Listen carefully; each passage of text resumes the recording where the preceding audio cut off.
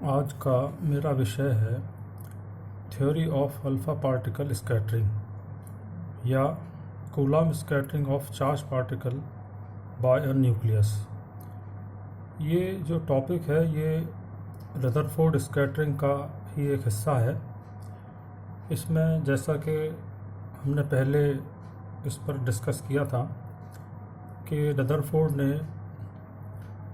Atom के structure को जानने के लिए एक एक्सपेरिमेंट कई परफॉर्म किए थे, जिसमें उसने मेटल की अलग अलग एलिमेंट्स की फॉइल पर अल्फ़ा पार्टिकल को बम्बार्ड किया और अल्फ़ा पार्टिकल जब उस मेटल फॉइल से स्कैटर्ड होते हैं तो जिन विभिन्न दिशाओं में स्कैटर्ड होते हैं उन विभिन्न दिशाओं में कितने अल्फ़ा पार्टिकल स्कैटर्ड हुए उनकी संख्या को ज्ञात किया गया, ऑब्ज़र्व किया गया और उस आधार पर एटम के स्ट्रक्चर के बारे में कुछ निष्कर्ष निकाले गए। इसी टॉपिक में हम रदरफोर्ड स्कैटरिंग फार्मूला ड्राइव करेंगे।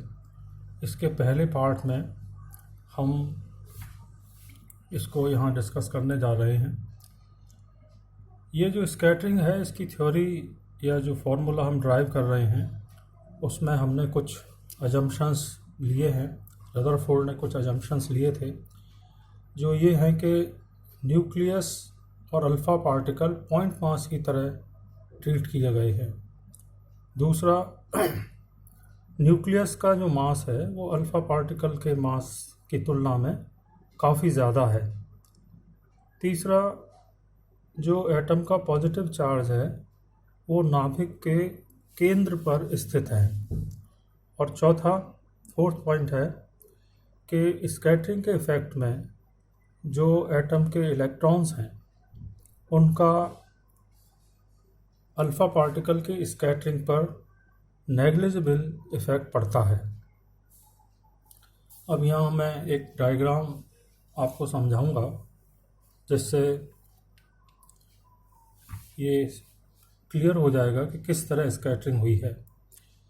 अब देखिए कि ये एक पैराबोला है।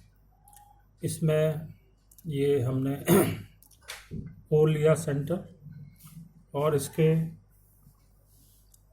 जो नाभिक है वो इस हाइपरबोला के आउटर फोकस पर स्थित है। जो अल्फ़ा पार्टिकल है वो यहाँ से आ रहा है और इस नाभिक के कारण वो पथ AEB पर रिफ्लेक्ट हो जाता है। नाभिक की इस O से दूरी को हम C मानते हैं और ये जो E है पॉइंट AEB का जो E पॉइंट है इसकी न्यूक्लियस से दूरी को हम S मानते हैं। O से N की दूरी को हमने C माना है। ये जो अल्फ़ा पार्टिकल है ये थीटा एंगल से स्कैटर्ड हुआ है। जो स्कैटरिंग एंगल है यहाँ पर वो थीटा डिग्री है। ये अल्फ़ा पार्टिकल की इनिशियल डायरेक्शन है और ये अल्फ़ा पार्टिकल की स्कैटरिंग के बाद की डायरेक्शन है। तो इन दोनों डायरेक्शन के बीच का जो एंगल है ये थीटा है। ये स्कैटरिंग एंगल हुआ। और जो इनिशियल डायरेक्शन है अल्फ़ा पार्टिकल की AOB डैश और जो एक्सिस है EON, इसके बीच का जो एंगल है इसको हमने फाई माना है। ये अल्फ़ा पार्टिकल v वेलोसिटी से नाभिक की ओर आ रहा है इनिशियली AO डायरेक्शन में और ये AEB पथ पर चार्ज ZE के कारण, जो कि नाभिक का चार्ज है, चार्ज ZE के कारण AEB पथ पर डिफ्लेक्ट हो जाता है या स्कैटर्ड हो जाता है। हम जानते हैं कि हाइपरबोला में focal distance is equal to eccentricity into half major axis. यहाँ पर जो फोकल डिस्टेंस है इस डायग्राम में हम देख सकते हैं ये है ON, और ये इसेंट्रिसिटी है इसकी sec phi into half two A। जो मेजर एक्सिस है वो A प्लस A यानी कि 2A। तो ON को हमने माना है C, तो इसलिए ये इक्वेशन हो जाएगी C is equal to A sec phi। हम जानते हैं कि, या इस डायग्राम से हम देख सकते हैं कि जो S डिस्टेंस है this is equal to EO plus ON। S is equal to EO plus ON, और इसको हम लिख सकते हैं A प्लस C यानी कि A plus A sec phi, अर्थात S is equal to A into 1 plus sec phi। अगर न्यूक्लियस और अल्फा पार्टिकल के बीच कोई इंटरेक्शन नहीं होता, कोई भी फोर्स उनके बीच में अगर न लगे, तो ये अल्फा पार्टिकल इस नाभिक से, इस न्यूक्लियस से मिनिमम p डिस्टेंस से के पास से गुजरेगा। ये अगर न्यूक्लियस और अल्फा पार्टिकल के बीच में कोई इंटरेक्शन नहीं होता तो अल्फा पार्टिकल इस पथ को AOB डैश, इस पथ को फॉलो करेगा, और इस पथ का जो मिनिमम डिस्टेंस है न्यूक्लियस से उसको हमने यहाँ पर NP से शो किया है, यानी कि जो लाइन AOB डैश है उस पर हमने N से परपेंडिकुलर ड्रॉप किया, और ये जो परपेंडिकुलर डिस्टेंस है जिसको हम यहाँ स्मॉल p से शो कर रहे हैं, ये जो p है ये डिस्टेंस कहलाता है impact parameter, which is the minimum distance of approach between minimum distance of approach of alpha particle to that of nucleus। तो इस डिस्टेंस को हम कहते हैं इम्पैक्ट पैरामीटर। अब देखिए आप ट्राइंगल OMN में, ट्राइंगल OMN जो कि एक राइट एंगल ट्राइंगल है, तो इस आधार पर हम लिख सकते हैं P is equal to ON sine phi, और ON की वैल्यू को अगर मैं यहाँ से पुट कर दूँ तो ये हो जाएगा A sec phi into sine phi. Equation 1 को अगर मैं 2 से डिवाइड करता हूँ, 1 divided by 2, this will give us S upon P is equal to 1 plus sec phi divided by sine phi sec phi। अब यहाँ पर हम दो लॉ यूज़ करेंगे, एक तो है conservation of angular momentum. Conservation of angular momentum, इस सिद्धांत के आधार पर हम लिख सकते हैं the angular moment of alpha particle about n must be conserved. About n मतलब नाभिक के सापेक्ष अल्फा पार्टिकल का जो कोणीय संवेग है वो संरक्षित रहेगा। तो इसलिए हम ये इक्वेशन लिख सकते हैं mvp is equal to mv0s, और यहाँ से अगर मैं इसको सॉल्व करता हूँ तो v0 upon v is equal to p upon s, this will give us sine phi upon 1 plus cos phi, which implies v0 square upon v square is equal to sine square phi upon 1 plus cos का whole square.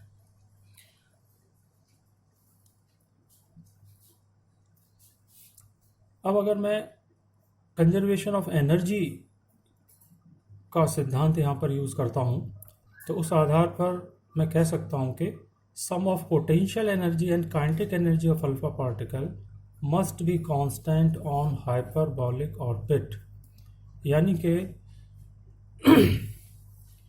Alpha particle की जो potential और kinetic energy है hyperbolic orbit AEB पर, वो इस पथ के किसी भी पॉइंट पर कांस्टेंट रहती है। तो मैं लिख सकता हूँ कि अगर जब अल्फा पार्टिकल नाभिक से बहुत अधिक दूर है तो अल्फा पार्टिकल की पोटेंशियल एनर्जी जीरो होगी, लगभग जीरो होगी। We can assume that the potential energy of alpha particle at a very large distance from the nucleus will be about zero and the kinetic energy will be half mv square, since we have assumed that the velocity of alpha particle at a large distance is v. Then if we consider the potential energy of alpha particle at vertex E, then we can write it as 2ze square upon s, following the relation of potential energy, that is k q1 q2 upon r, k q1 q2 upon r, or k q1 q2 upon d, that is the distance between two charged particles. Similarly, I can write the kinetic energy of the alpha particle at vertex E as half mv0 square, where v0 is the velocity of alpha particle at vertex E. So if I divide equation 4 by half mv square, then this will give us 1 is equal to v0 square upon v square plus 4ze square upon mv square divided by s. I can write this equation as like this. And if I replace 4ze square upon mv square by b, then I can write this equation as v0 square upon v square is equal to 1 minus b upon s, or v0 square upon v square is equal to 1 minus b upon p multiplied by sin phi upon 1 plus cos phi, if I put the value of s from equation 3. From equation 3, the value of s is p 1 plus cos phi divided by sin phi. So I get equation 5. Now substituting the value of v0 square upon v square in equation 5, v0 square upon v square की value को मैं यहाँ से v0 square upon v square is equal to sine square phi upon 1 plus cos phi का whole square, ये जो value है v0 square upon v square की, इसको मैं यहाँ पर सब्स्टिट्यूट करूँगा, रिप्लेस करूँगा, तो मुझे ये इक्वेशन मिलेगी। और इसको जब मैं सॉल्व करूँगा तो सॉल्व करते करते मेरे पास ये टर्म आती है b is equal to b upon 2, p is equal to b upon 2 tan phi. तो ये जो इक्वेशन है ये फाई के फॉर्म में आई है, और इसको मैं चाहूँगा कि स्कैटरिंग एंगल थीटा के फॉर्म में आए। तो जो डायग्राम हमने अभी देखा था, बनाया था, उसमें theta is equal to pi minus 2 phi. If you observe that diagram then you will find that theta is equal to pi minus 2 phi, which implies phi is equal to pi by 2 minus theta by 2, and if I replace this phi by this value, then I will get p is equal to b by 2 cot theta by 2. This is equation number 7, and this equation is for the impact parameter, जिसे हिंदी में हम कहते हैं टक्कर प्राचाल, टक्कर प्राचाल। तो जो alpha particle जब किसी नाभिक से, किसी एटम के नाभिक से स्कैटर्ड होता है या होते हैं, तो जो टक्कर प्राचाल है, यानी कि जो मिनिमम डिस्टेंस ऑफ अप्रोच है अल्फा पार्टिकल की किसी भी नाभिक से, उसका रिलेशन ये है E is equal to b by 2 cot theta by 2, जो कि यहाँ पर थीटा स्कैटरिंग एंगल है, और जो B है उसकी वैल्यू ये है 4z square upon mv square, जहाँ पर z जो है वो नाभिक पर के अंदर प्रोटॉन्स की संख्या को बताता है z।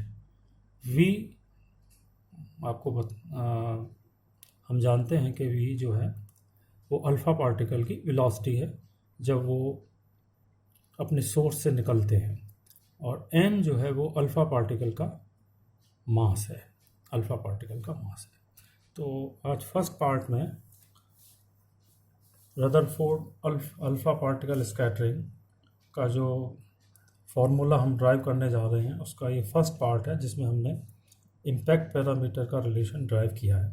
इसके सेकंड पार्ट में फिर हम इसी इक्वेशन को यूज़ करते हुए हम ड्राइव करेंगे रदरफोर्ड स्कैटरिंग फार्मूला।